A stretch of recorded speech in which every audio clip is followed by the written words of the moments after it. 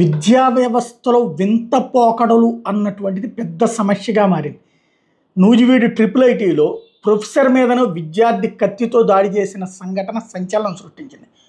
First year M Tech స్టూడెంటేనట. ఇతను రావట్లేదు సరిగ్గా కాలేజీకి, క్లాసులకి. హాజరు శాతం తక్కువగా ఉంది.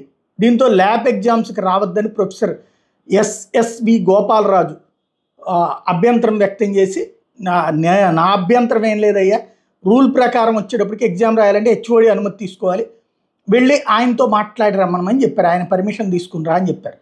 తన ఎగ్జామ్కి రావద్దనడానికి నువ్వెవడవి అంటూ ప్రొఫెసర్ మీద దాడికి దిగాడు వినయ్ అనేటువంటి స్టూడెంట్. కిచెన్ దగ్గరికి వెళ్ళి 2 కత్తులు తెచ్చి మరి ప్రొఫెసర్ మీద దాడి చేశాడు.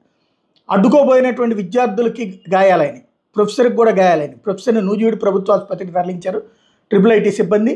వినయ్ని అదుపులోకి తీసుకున్నారు. దీని మీద నారా లోకేష్ తీవ్రంగా స్పందించారు. విద్యార్థులు దారి తప్పితే కనుక తీవ్ర పరిణామాలు ఎదురవుతాయి అంటూ ఆ ప్రొఫెసర్ గారితో మాట్లాడాను. ఆయన ఆరోగ్య పరిస్థితి నిలకడగా ఉంది. అదే సందర్భంలో ఆ వ్యక్తి ఎవరైతే హింసాత్మక చర్యలు విద్యా సంస్థలో పాల్పడే వాళ్ళని వదిలిపెట్టే ప్రసక్తి లేదు, కఠిన చర్యలు తీసుకుంటామంటూ అటు ఉపాధ్యాయ లోకానికి భరోసా ఇచ్చారు. విద్యార్థులు దారి తప్పద్దని వార్నింగ్ ఇచ్చారు.